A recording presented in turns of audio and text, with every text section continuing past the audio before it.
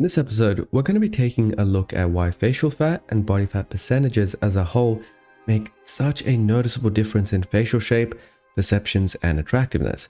It's not a stretch to say that facial fat can completely change how a person looks. Firstly, what is body fat?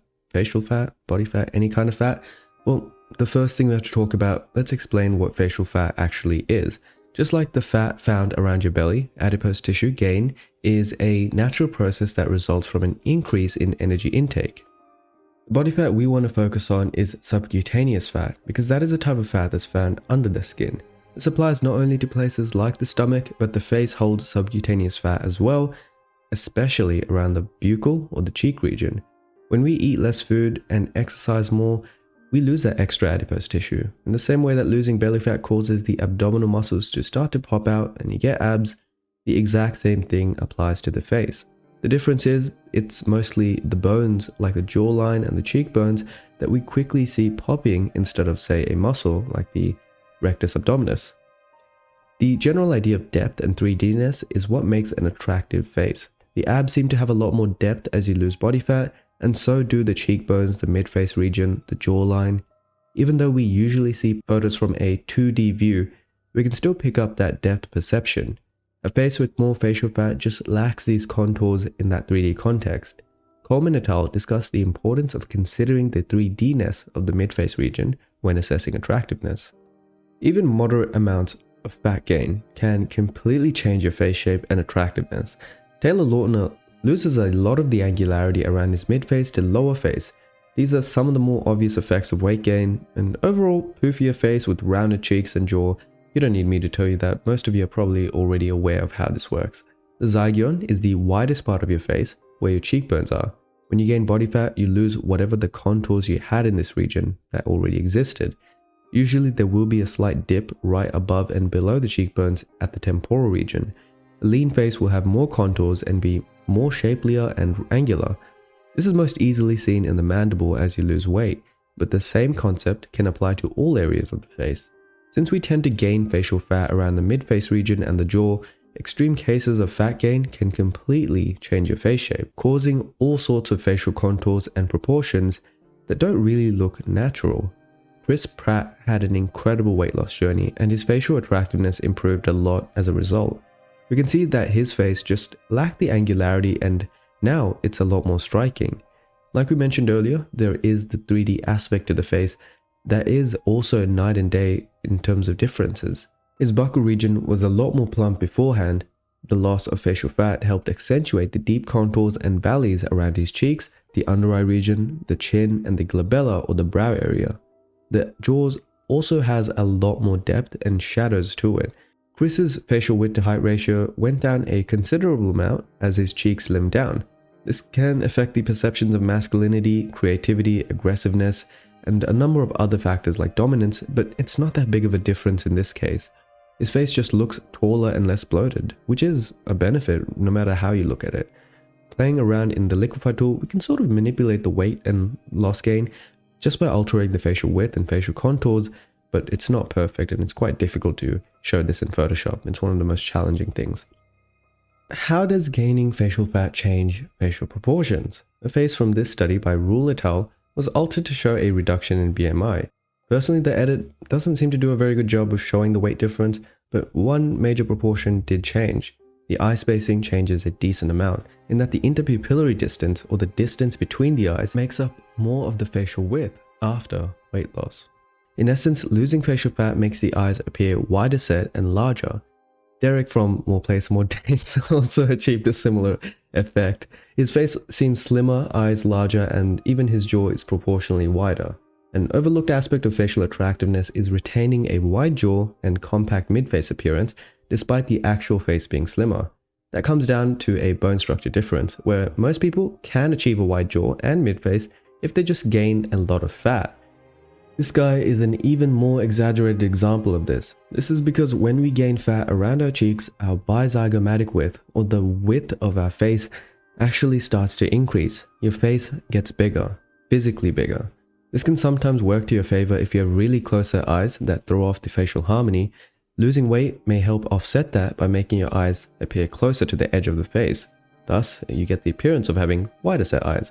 Conversely, gaining weight may help offset overly wide set eyes because now your eyes look like they're more inwards towards the face. This guy made some drastic improvements in all parts of his face.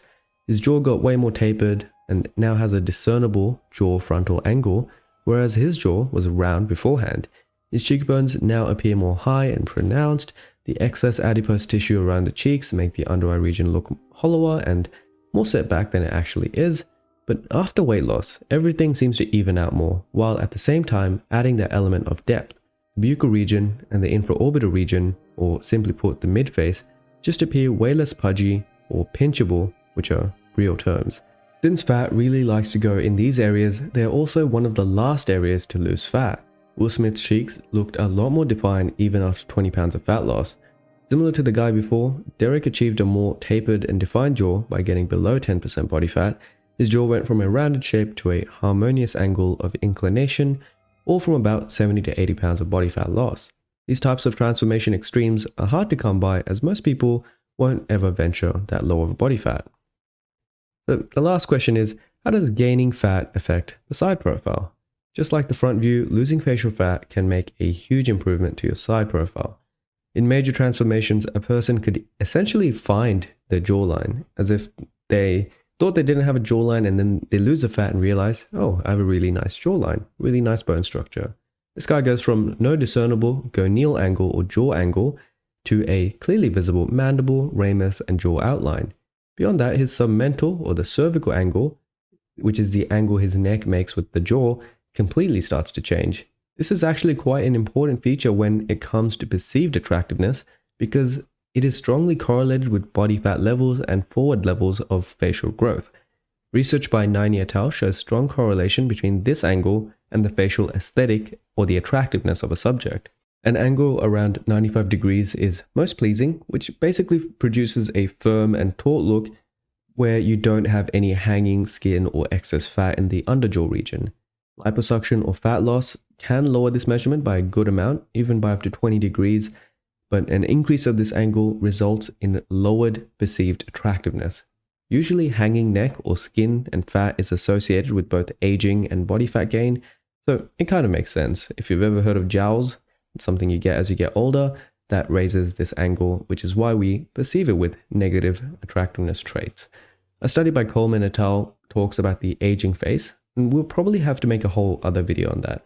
But decreased jaw definition, facial jowls, and a turkey neck are all common signs of aging. The study even touches on the mentocervical angle worsening as the hyoid bone descends and the region below the jaw just seems to droop. The hyoid bone is basically where the neck ends and the head starts. It's this low-hanging bone, and if you have a low hyoid bone, it pushes your underjaw region lower, and you seem to have a turkey neck even if you don't have one and you're very lean.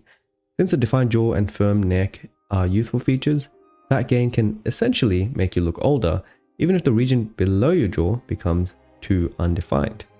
On top of all of this, a leaner face just looks more youthful in general. Being at a healthy body fat percentage will optimize your hormonal profile and general health. Your skin, hair, eyebrow density, and other indicators will improve in suit. The million-dollar question then is, how much weight do you actually need to lose to become that attractive face? Well, the answer isn't simple, obviously, but in a paper by Nicholas Rule and Daniel E., there were some interesting nuances found with how weight affects facial attractiveness. The simplest thing to note was that the adiposity, or the body fat levels basically, is strongly correlated with facial attractiveness. Underweight and overweight faces were judged as less attractive than those with healthy BMI. The slightly discouraging takeaway from this study was that while people can notice even slight weight changes in your face, it takes a lot more weight gain to change your facial attractiveness. This does kind of make sense when you think about it. A facial fat may be one of the last places to go. This does make sense intuitively, as facial fat is one of the last regions to go, so you need to lose a lot of weight before it starts coming off your face. Most of your body fat is held below the shoulders, and you're going to have to basically reduce a significant amount of body fat to show off any facial gains, in simple terms. Most models are at the lower end of the normal BMI range, or even sometimes underweight, and this certainly brings out the bone structure for the runway look, but it's not always efficient in maximizing facial attractiveness. To appear lighter, a subject only had to lose about 1.3 BMI points, but to appear more facially attractive, it was about 2.5. So a much bigger change for it to come off your face.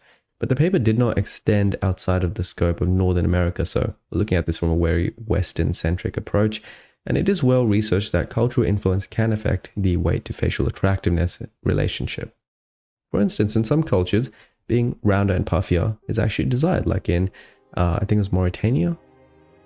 Lay et al. Found that fat mass really only seems to affect facial masculinity in underweight men. Basically, facial fat can add some masculinity if a man looks overly gaunt or emaciated. We do seem to prefer defined masculine faces in the West. An overly gaunt face can signal illness, lack of food, fragility, all of which aren't exactly attractive or desirable traits for a man. Sometimes losing weight is not the best way to improve your looks. Being at a normal weight is almost always going to be more attractive than either end of the extreme. While losing some extra weight within that normal range may add that boost in attractiveness, there are trade-offs to consider. A person should really consider their mental state and reasons for losing weight. It's well researched that improving one's attractiveness is a much larger motivator when it comes to weight loss than for actual health improvements. There is nothing wrong with that really, but if you are tunneled in on the attractiveness part, you can compromise on your mental and physical health. Especially a good example of this is taking steroids to get leaner. You're sacrificing health for attractiveness, and they're not exactly correlated in this modern context. This model may look good in both photos, but she has noted her struggles with her body image and weight journey, and her face is arguably more attractive in the left photo as it is slimmer, more feminized, and more angular. However, the difference is not make or break and certainly not worth developing an eating disorder over. This is an issue within the modeling industry where models and even ourselves as normal people have been conditioned to associate these extremes with beauty. While, yes, being lean maximizes facial attractiveness, research would not seem to support the extremes of Western modeling standards. That in itself is a beauty standard that's in an isolated bubble. Lastly, weight loss will not look the same for everyone. Your underlying bone structure will determine how contoured and angular your face looks at the end, and every step of that way in between. Some faces look a lot leaner than others despite being higher body fat. Losing body fat is probably one of the most worthwhile ways to improve your looks, especially for those that are overweight. The 9 to 12% range for men and 17 to 20% for women generally maximizes facial attractiveness. While a bit above that will also do a comparable job, getting above 16 to 17% or so for men and 25% for women may start to detract from facial attractiveness. But again, everyone is different and they do store body fat differently. There are other channels that can give you a better detailed rundown of how best to go about losing body fat, as it's not really the focus of this video. If you would like to get your face assessed, discover how your body fat percentage affects your face, or just get an in-depth look into your face, again, you know the drill, order a Q's facial evaluation over at our website, performed by our in-house team of doctors and dentists to help you achieve that next big glow-up. As always, follow us on Instagram for bite-sized content, subscribe on YouTube. We also have a TikTok where we focus more on modeling content. And if you haven't joined the Discord already, what are you waiting for?